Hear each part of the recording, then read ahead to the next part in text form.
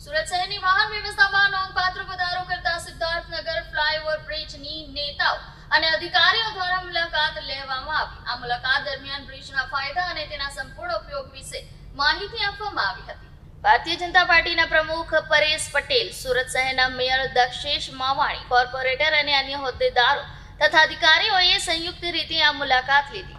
યાદ રહે કે આ ફ્લાયઓવર બ્રિજનું ઉદ્ઘાટન કેન્દ્રીય જલશક્તિ મંત્રી શ્રી CR પાટીલના વરદ હસ્તે થયું હતું।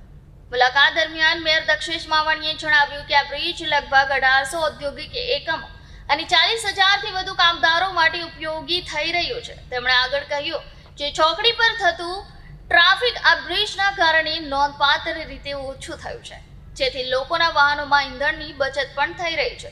આ ફ્લાયઓવર બ્રિજ સુરત નવસારી રોડને ક્રોસ કરીને બનાવવામાં આવ્યો છે, જેનાથી આ વિસ્તારની વાહન વ્યવહારની સાંકળમાં નોંધપાત્ર સુધારો થયો છે।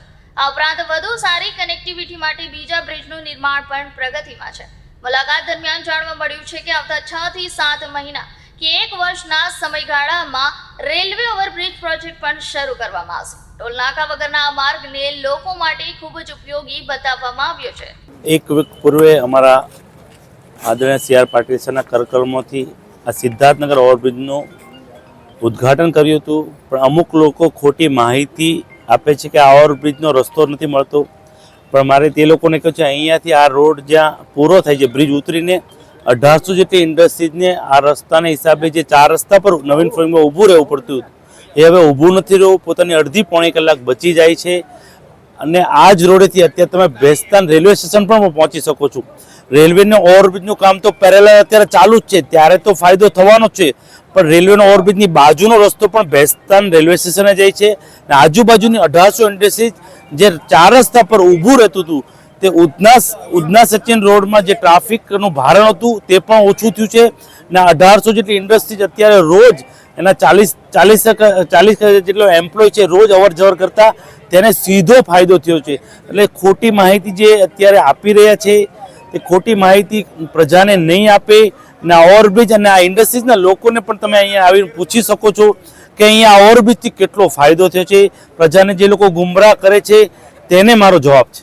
આજે આજથી 5-7 દિવસ પહેલાં માનનીય CR પાટીલ સાહેબ જે કેન્દ્રીય જલશક્તિ મંત્રી છે એમના હાથે આ બ્રિજનું ઉદ્ઘાટન કરવામાં આવ્યું હતું, પણ અમુક વિપક્ષોને જે ડેવલપમેન્ટ સુરતમાં થઈ રહ્યું છે એના પ્રત્યે અસંતોષ છે।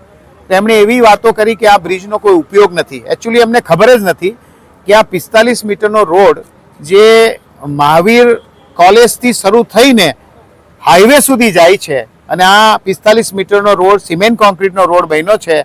આ બ્રિજ ઉતર્યા પછી બીજો કનેક્ટિંગ બ્રિજ જે છે એ રેલવે ઓવરબ્રિજ છે અને આરઓબી કહેવાય, જેનું કામ ચાલુ છે। પણ આ બ્રિજ પૈતા પછી એમણે એ પણ નથી જોયું કે જમણી બાજુ ટર્ન મારશો તો અહીંયા 1800 જેટલી ફેક્ટરીઓ ઓલરેડી ધમધમી રહી છે।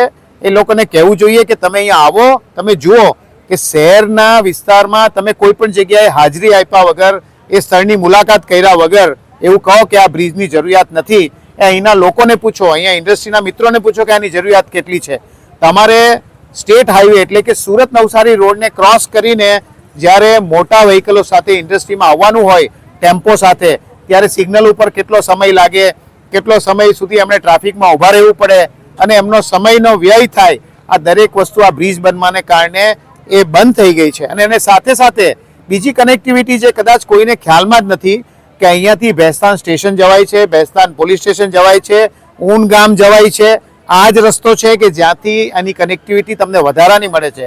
એટલા માટે ફરી એકવાર જે કોઈ પણ મિત્રો એક અપપ્રચાર સુરત મહાનગરપાલિકાના કાર્યોનો કરી રહ્યા છે એની સામે અમે સખત એમનો વિરોધ નોંધાવીએ છીએ કે તમે આવો અને જે કોઈને જોવું હોય એ અહીંયા આવે, જોઈ અને ત્યાર પછી પોતાના અભિપ્રાય આપે। કારણ કે આનો જે વપરાશ છે એ વપરાશ સુદૃઢ છે, બહુ સારી રીતે ચાલી રહ્યો છે અને આના વપરાશને હજુ પણ મજબૂતાઈથી આગળ વધારીને સુરતના લોકોને એક નવો રોડ કે જ્યાં ટોલ નાકું નથી આવતું અને સીધા તમે હાઈવે પહોંચી જાઓ છો એની વ્યવસ્થા તરફ આગળ વધી રહ્યા છીએ।